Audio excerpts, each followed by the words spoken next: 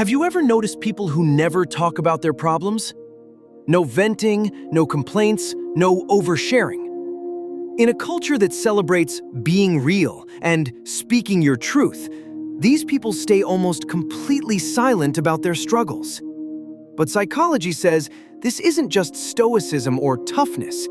It reveals something deeper about how they process emotion, handle stress, and build resilience.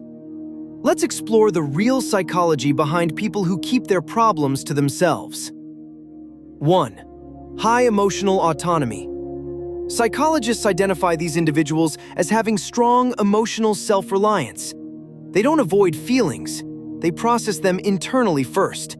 While many people externalize stress to feel heard, these individuals have developed what's called affect regulation, the ability to manage emotions without immediate outside help. They're not cold or disconnected. They've simply built the internal tools to navigate difficulty without broadcasting it. And that takes genuine emotional maturity. 2. Fear of burdening others. Research on prosocial behavior shows that chronic non-sharers often have hyperactive empathy.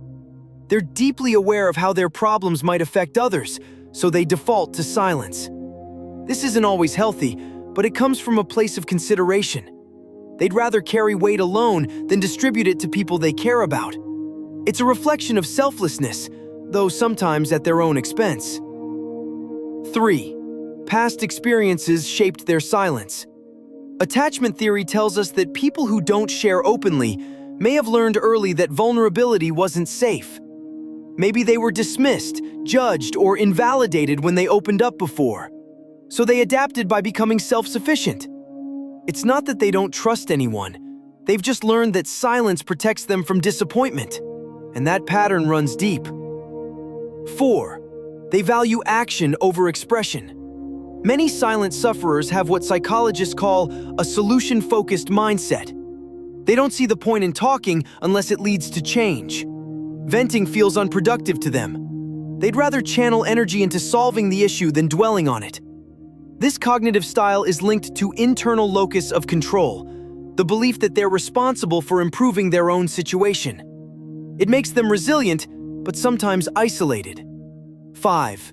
They observe the performative culture around pain. These people have noticed how suffering can become social currency online. They see trauma dumping, public breakdowns, and attention-seeking masked as vulnerability. So they opt out.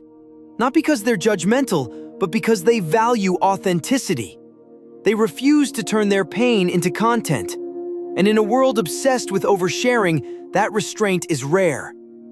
So next time you meet someone who never talks about what they're going through, don't assume they have it easy. They might be carrying more than anyone realizes, with a strength most people never develop. They don't need to be heard to feel valid, and that's a different kind of courage.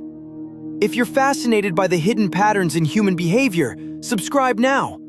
Because on this channel, we don't just watch people, we understand them.